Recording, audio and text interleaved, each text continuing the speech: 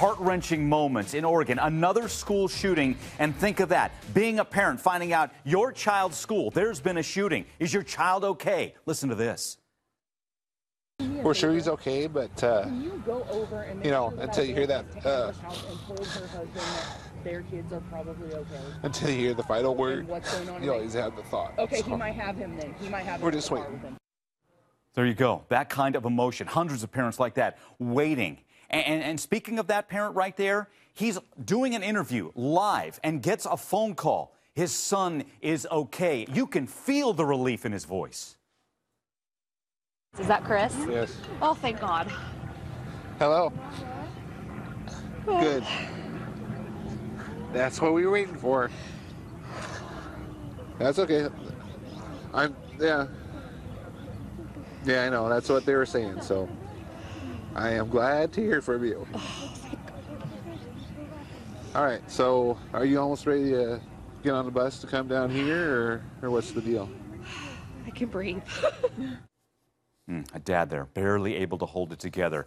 That's Emilio Hoffman, the victim, shot and killed. So his loved ones did not get that phone call. They get the sad news that their 14-year-old is gone. We're finding out more about this young man, just an incredible young man, at 14. Sarah Seidner from CNN has more. Reynolds High School heard of shots fired in the locker room. At least one person down. Tragedy struck this Oregon school just days before the start of summer vacation. Shots ringing out at Reynolds High School just before first period classes began. We heard Mr. Dixon come over the intercom and say, you know, this is not a drill. We need to go into lockdown right now. Nearly 3,000 students attend this school. Those who are here hunkered down in their classrooms with the doors locked and the lights shut off. Outside, police say a lone gunman armed with a rifle entered the school's gymnasium building and shot and killed freshman Emilio Hoffman. A teacher and coach, Todd Rispler, was grazed by a bullet, but he is expected to survive. He was carrying a gun running after one of our teachers, our PE teacher. There's this blood spot on his back on his white shirt. SWAT teams swarmed the campus, locating the shooter's body in a bathroom. Moments of the chaos inside captured on police radio. We need the robot inside. We've got a suspect down on the toilet, but we cannot see him. Sources tell CNN the unidentified gunman likely died from a self-inflicted wound. Parents anxiously waited for hours to be reunited with their children.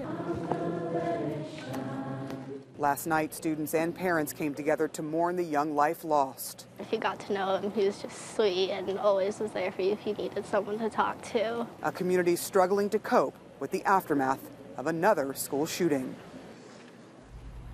So many questions. Heard the voices myself, Amazing Grace, being sung last night as community scoping. Sarah Seidner joins us now from Troutdale, again, just outside of Portland. What more are we finding out? I heard there's some brand new information about the shooter, and the shooter really armed to the hilt.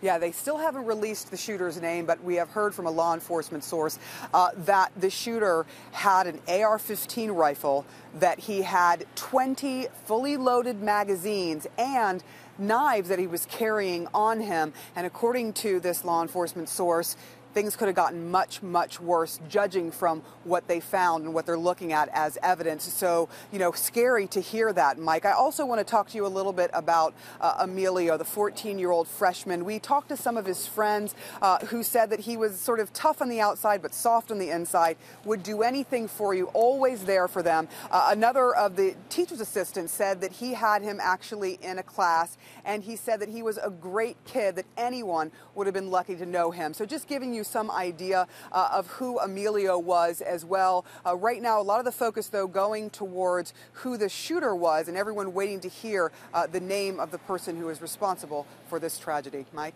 Sir, let's hit a couple other things. We understand that the school district sent out letters to parents after the shooting. What was the message in that? You know, it was interesting. If you read through the letter, they, sent this letter out with the students to give to their parents. And it said at the bottom of the letter, look, listen to your children. talk to your children.